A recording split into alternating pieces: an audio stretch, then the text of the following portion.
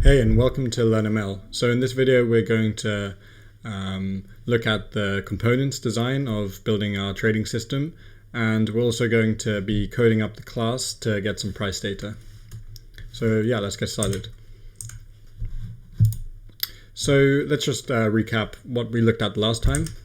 So last time we set up the project with using dependency management, the Python version, and all of these things. And we outlined the goals as well as how these episodes are going to be delivered. So this time we're just going to have a think about and design the main components of our system. We're going to look for a backtesting repository that we can use, and we're going to think about the design and the architecture of our system, as well as how could we deploy this. And then we're going to hop into the coding and get some historical data from Awanda, which is the chosen broker. So in terms of the components, so we want a broker class. So this is going to interact directly with the broker of choice. So we're using Awanda. So we want the broker class to handle order execution, as well as getting price information live from the brokerage, either through getting historical prices or through streaming through a different API, as well as order fulfillment and all of the typical actions associated with interacting with the broker. So we also need a strategy component, which is going to take in some prices, and it's going to generate signals and perhaps a position based on the signal. So the position could vary in volume depending on the signal, but essentially it's like a function from prices to an input to the broker. We also want to backtest the component, and this is important if we want to look at how our strategy performed on past data, which is really important before going to deploy a strategy live on real live data. And something slightly different is we have the indicator / the model. This is part of the strategy. The strategy is slightly more general because it also generates positions, but the model is part of the strategy, and so the model we can change out, and we can try out a few different models, and then we can see how they perform on some historical data using the backtest the component, and then we can use the strategy to execute or send orders to the broker to execute them. So I found this repo called backtesting.py, and I think it's going to be excellent for this use case. So yeah, it's a simple lightweight package for backtesting strategies. It's got a really clean interface and very simple API, which I think it's perfect for this. I think it's more useful to leverage a package like this rather than building our own, because the focus is really on deploying a strategy live rather than building a backtesting platform. So I've opted for using a pre-built package to just deploy our models on. So yeah, the pros are, it's simple and easy to use. It handles a lot of the metrics. So this is one of the main points why we're choosing to use backtesting.py, is that it spits out a lot of very useful metrics, and especially plots, which would just take a lot of time to implement from scratch.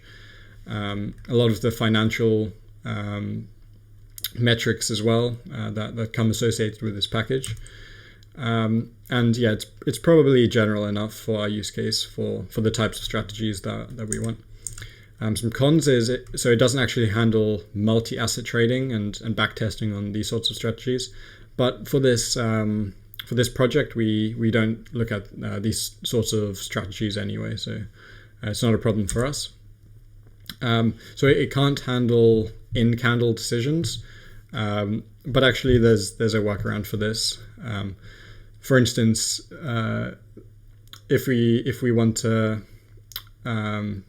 look in candles, we can just use a finer granularity of candles to begin with. And I think there are some workarounds suggested by the authors of backtesting.py as well, but this is also not a huge issue for us. And here's the repo. So let's start just have an initial think about the system design of our strategy. So we want to follow something called an event-driven system design, which is where we have a bunch of things listening to some sort of event. And so when an event happens, then the thing listening to the event will send a signal somewhere to then make decisions about this event. So this is quite a general framework. To make this more concrete, I'll put it into the example of what we're trying to build, which is a trading system. So we have the strategy, which is listening to the prices in a way. It's processing the price data as the price data is streamed live through the broker class. And then the broker class is at the same time listening to the strategy if the strategy is going to place an order based on the prices that are being streamed in. So the information flow is sort of like the prices go to the strategy, and then the strategy goes to the broker, and then also sort of loops back because then the broker is spitting out prices. So just some initial deployment ideas as well. So my idea is to spin up an EC2 instance on AWS, and then we can just simply have the Python script running in the background using something like Screen or NoHop to just run a script in the background, which will be constantly streaming prices from the brokerage and then executing the orders. And just some initial ideas. So perhaps we could use Docker for consistent deployment. So maybe if we want to deploy on different machines across time, then Docker is going to be very useful for making sure that everything stays consistent. And finally, I think it's a good idea to set up notifications for trade alerts. So through email or SMS, these sorts of things. To set up trade alerts as well as any errors or warnings that the system might throw up. So now we're actually going to code up or some of the brokerage class, which is going to assist us in getting price data. So yeah, let's hop straight into the code. Okay, so now let's code up the broker class. So since we've set our environment variables, we can use OS to import them. So let's import OS, and let's also have an abstract broker class. So we're going to call it broker, and so this is going to be an abstract base class. So we can actually import, or let's do from ABC import. It should be like this, and let's also import the abstract method. Okay. Okay. So now, what does our abstract broker need to do? Well, let's first just insert a doc string for it. Okay. And this is sort of like a template, which if you're using any different brokerage, you would just fill in the implementation details for each brokerage. But so typically, what you need for interacting with a broker is so you need the host, which is the address for the broker, and sometimes you also need a port. So let's make this optional, but in general this is going to be a string, and the initialization is not going to return anything. So let's just set these as attributes of this class. So for now we don't need anything else, so let's leave it at that, but let's make sure that we remember to import everything from the the typing module. So right now we just have the optional. Okay, so now we want to get prices from our brokerage. So we first need to have a concrete implementation of the broker class. So let's go Awanda broker. So this is a special case of broker. So I can insert that later, but for now let's initialize. So we need the host, also the port. So for Awanda we also need an account number. So this is going to be a string, even though it is called the account number, and of course we need the API token. And this is not going to return anything from the constructor. All right, so let's call the super function so that we can take advantage of the parent class. And so we just need to pass in the host and the port. And now let's also just set the account number as an attribute, as well as the API token. All right. So now the main thing that we want is, to get historical prices. So, all right. So what does this require? So this requires an instrument. So let's pass that in as a string. So the instrument is, the pair you want to trade on. So the pound dollar or whatever it is. So the Awanda client returns a candlesticks as the price information. So let's select the granularity. So also a string, and we also want the start date and the end date for getting the historical prices. So let's have it return a PD pandas data frame. It's just the easiest to work with later down the line for just general data science stuff.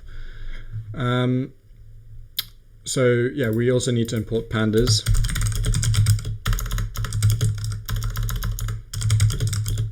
All right. Okay, let's just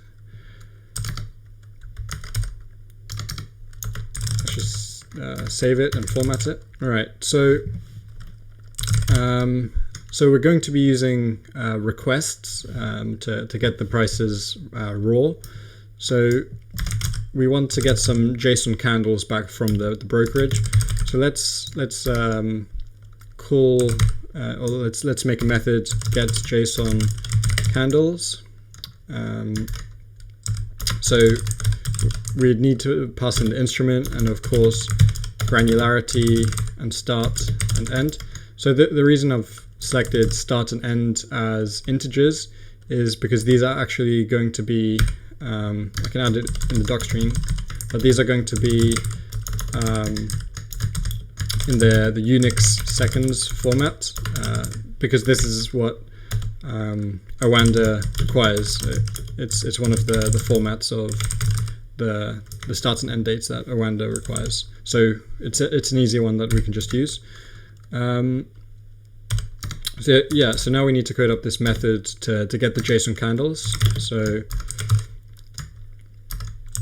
and the reason I've made it a private method is simply just because we don't want users getting confused if they actually need to call get JSON candles to get some data or whatever. We actually want just this to be used internally. So okay, let's continue with this. So we want the instrument as a string, granularity as a string, start as integer, and also end date as an integer. So this is going to return some sort of JSON type. So in general, I don't think there's a way where you can specify the JSON types without doing this annoying thing.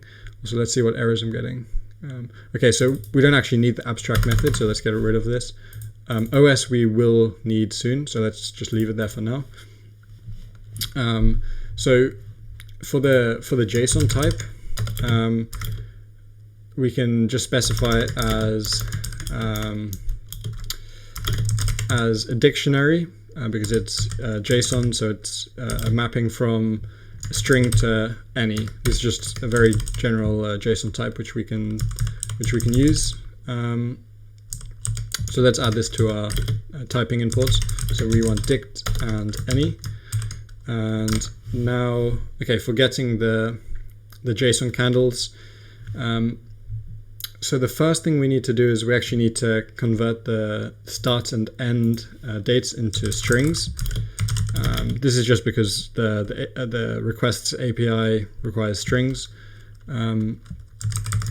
So yeah, let's just do a simple conversion, start and end like this. All right, so the rest is details that you can find in one of my other videos, which we got prices from the Awanda API. But so you need to pass in the authorization data like this. So you pass in the bearer, which is your API token. So yeah, self.API token, which is made in the constructor. And then the query is formatted like this. So from, and this is just the start, to, and this is the end. So this is the start and end date of the prices we want. And of course the granularity, like this. And the format of the granularity can be found in the Awanda documentation, but so in general it looks something like this. Oops. So if let's say we wanted daily data, then it would look like just like this, or if we wanted 1 hour data, H1, this sort of thing. Okay, looks like I'm getting an error here. Let's see, too many blank lines. It's just from this. Okay. All right. Also, Pylint has picked up a problem here, so this should, of course, be like this. Okay, and then also the candles path. So this is just the endpoint we want to hit. So this is v3. So all of this can be found in the Awanda documentation for the API, but we need to pass in our account number like this, and then follow across to the instruments, and then select the instrument, and then we need to go to the candles endpoint, and yeah, that's it. I think just these are unused. Okay, that's fine. So yeah, now let's send the API request. So we're going to use requests. So let's go ahead and actually import that first. So yeah, this is just a common library for HTTP requests. So we do request.get the URL. So like so, and then so we pass in the host, which is specified in the constructor of the abstract base class. So we want to hit the host, and then the candles endpoint, and then we should pass in the header equals header, and the query as well. And let's just add a try except to make sure we return something legible. So let's get JSON candles equals response, and we want to grab the JSON and look inside candles, get the candles, and then that's what we would want to return. So except, let's just raise an exception where we're going to print the response what do we want? So we want the status code for debugging, and we also want let's see, we want the reason just to see if they provide any information of why there's been an error. Okay, that's it. So now we can test if this works. So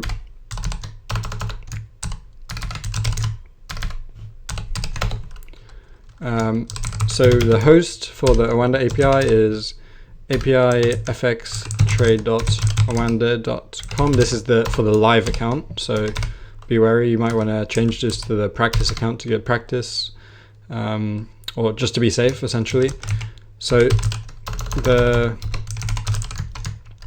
account number, let's grab this from our script, or from our shell script, which we wrote. So dot environment dot get, and then whatever we called it. So I think we called it Oanda account number, and also the API token, which is required. So same thing. So we can always in the future build up a better configuration class, but for now this is going to be fine since we just have these two environment variables. So instrument, let's test it with the Great British Pound versus the US dollar. This is the ticker symbol in Oanda for the API. Granularity, let's select the 4-hour time frame, so H4, and start. So in general, we should make a function to convert from like human readable dates into Unix seconds format. But for now, let's just, I've got some dates preloaded up here, so let's just go with these. But yeah, that can be on the to-do list. So the end date is, so this is just a couple of days worth of data in a sort of recent period. Okay. And so yeah, so those are everything. That's everything we need. And now we can just see if we can get some prices. So actually, before I do that, I realized we're not printing anything out. So we should, we should just print out the JSON candles just to see if everything's loaded properly. So let's call it Oanda broker equals Oanda broker. And so the host is specified above. The port, we don't require one. Okay, account number and API token. All right, and okay, so now we've constructed the Oanda broker, and so now we can just do Oanda broker dot get historic prices. Do we need to pass anything in? Of course. So we need the instrument, which I just realized I spelled wrong. Okay. So instrument, we need the granularity, and start and end. Okay, let's head over to the terminal and see if this all runs. Okay, first we just want to configure our environment variables. Okay, and now we can run. So I'm using Poetry to run everything. So let's do Poetry run Python. So we want to go inside LearnMLTrading and then broker, and then I've written the class broker.py. But actually I wrote the one demo for this demonstration. So let's see if it gets some data. Okay, Oanda broker has no attribute API token. Let's go over and fix that. Okay, so it seems like I just forgot to write the equals here. So let's head back to the terminal and see if it works now. Okay, so request got unexpected keyword header. Okay, so this should be headers. Okay, let's head back to the terminal. Okay, and there you see that we can now get Oanda prices. All right, so there's actually one problem with this setup, and let's go back to the terminal, or back to the script, and I'll show you the problem. So if we actually choose a start date and an end date which are too far apart, i.e. Too much data is being requested for, then there is an error. And let's run it now. So yeah, now there's a bad request because there's too much data being requested. So in general, we actually can't get a huge amount of data, and so we need to fix this. So we can fix it next time. Okay, so for next time, we're going to look at how can we get more data in one go. We're also going to integrate the prices with backtesting.py, so we can backtest a sample strategy to make sure the price is all working. And then we're going to also look at including some functionality for executing trades within the broker. Okay, that's it.